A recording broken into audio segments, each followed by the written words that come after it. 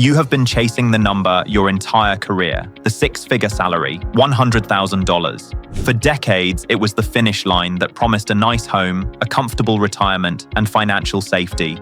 You studied late, took on the student loans, worked the overtime, and finally got the promotion. You looked at the offer letter, saw the 6 zeros, and felt a wave of relief.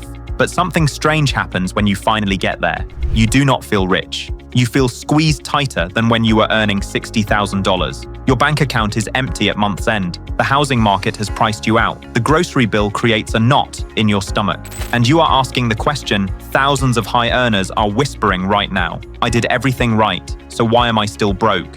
Today, you will discover exactly why the $100,000 salary has become a financial sedative that keeps earners comfortable enough to stop building, but never rich enough to stop working. You will learn the 8 financial realities that explain why high earners stay broke, why the salary ceiling traps ambition, and how to break the income model entirely. Welcome back to Finance Insight in High Def, where we give insight into proven financial principles and how we can use them to improve our daily lives and build towards a better financial future. If you are new here, consider a like and subscribe as we dive into the 8 principles on why the $100,000 salary is the new poverty line for the ambitious. Principle 1, the illusion of purchasing power. The first principle is recognizing that the $100,000 salary is a psychological anchor, not a financial destination. The number has not changed, but everything it can buy has. According to the Bureau of Labor Statistics inflation calculator, $100,000 today carries the same purchasing power as $56,000 did in the year 2000. You are not earning 6 figures. You are earning the equivalent of a mid-level manager's salary from 20 years ago. The big 3 expenses, housing, education, and healthcare, have outpaced inflation by double or triple digits. Your television is cheaper. Your rent is 4 times what it was. The salary stayed fixed, while the cost of a dignified life doubled. Celebrating $100,000 in 2026 is celebrating a number the economy left behind decades ago. You are holding more dollars and buying significantly less life. Principle 2, the invisible tax that strips your paycheck. The second principle shows why $100,000 on paper becomes far less in practice before you spend a single dollar. The moment you cross the 6-figure threshold, the government reclassifies you from worker to target. A single filer earning $100,000 falls into the 22 to 24% marginal tax bracket. Add FICA taxes and state income taxes in high-cost states like New York or California, and take-home pay drops to roughly $5,600 per month. You work from January to May just to pay the state. The business owner devalues the car, the phone, and the office.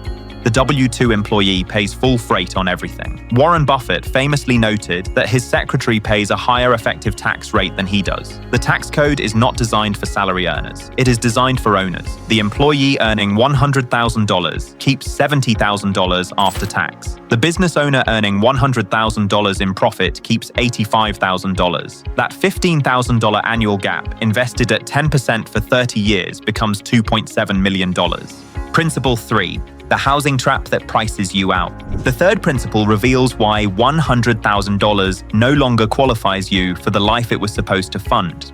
The housing market has repriced the American dream beyond the reach of the earner still chasing it. The median home price in the United States exceeded $400,000 in late 2023, with interest rates hovering around 7%. Redfin analysis indicates that comfortably affording the average home without becoming house poor now requires an annual income of $115,000. The average house is mathematically out of reach for the $100,000 earner following conventional budgeting rules. You are pushed into the rental trap, paying $2,500 to $3,500 per month towards someone else's mortgage.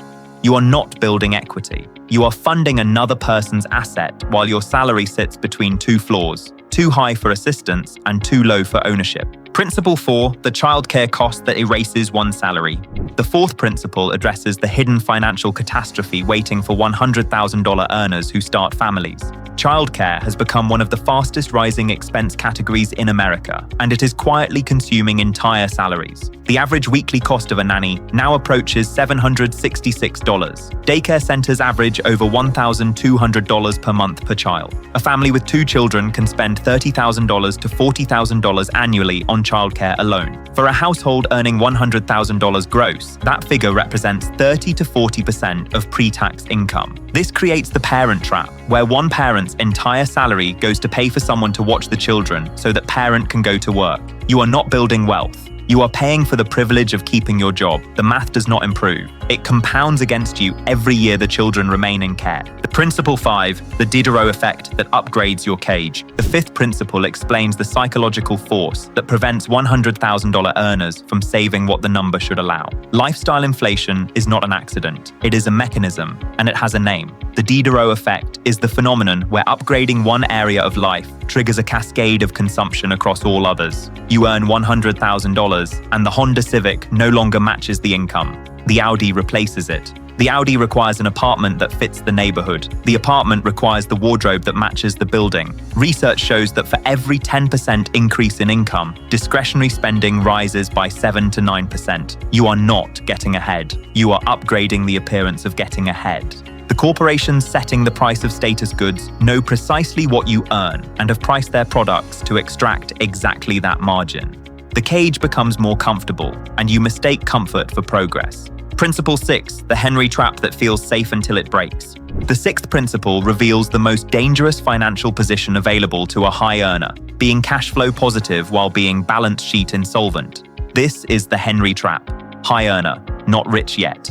A 2023 report by PIMS and Lending Club found that 60% of millennials earning over $100,000 are living paycheck to paycheck. The majority of people with impressive titles and visible salaries are one missed paycheck away from financial collapse. You qualify for the BMW lease. You qualify for the high-limit credit card. You feel wealthy because the access exists. But wealth is not what you spend. Wealth is what you keep, and the Henry keeps nothing.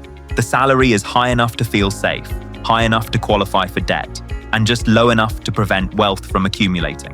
Phil Town, the investment educator, spent years earning salaries that felt impressive and ended up broke at 40. He rebuilt through ownership, not employment. The salary was never the problem. The dependence on it was.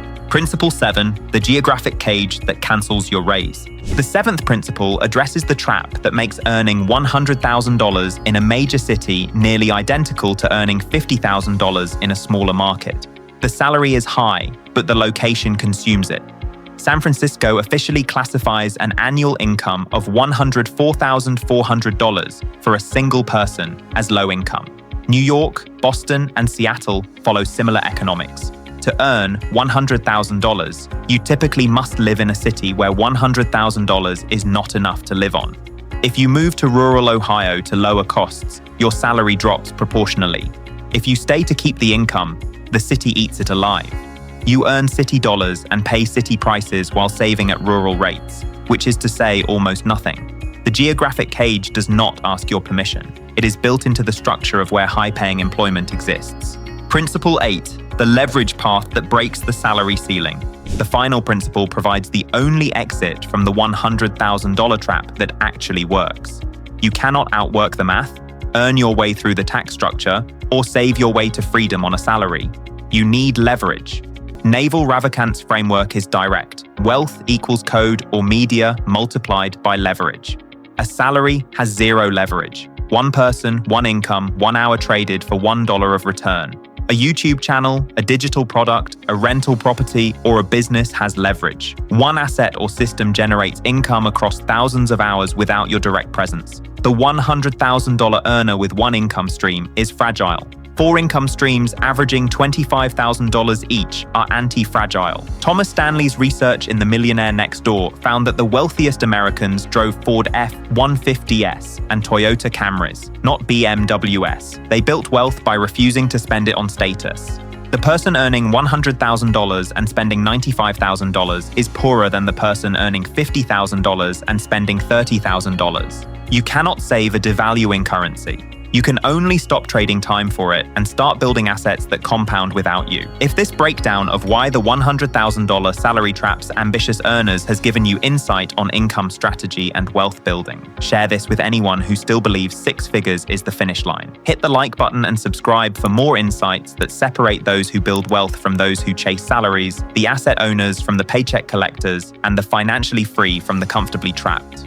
You may also comment down below on whether you are currently experiencing the Henry trap or have already started building income outside your salary and how. See you in the next video.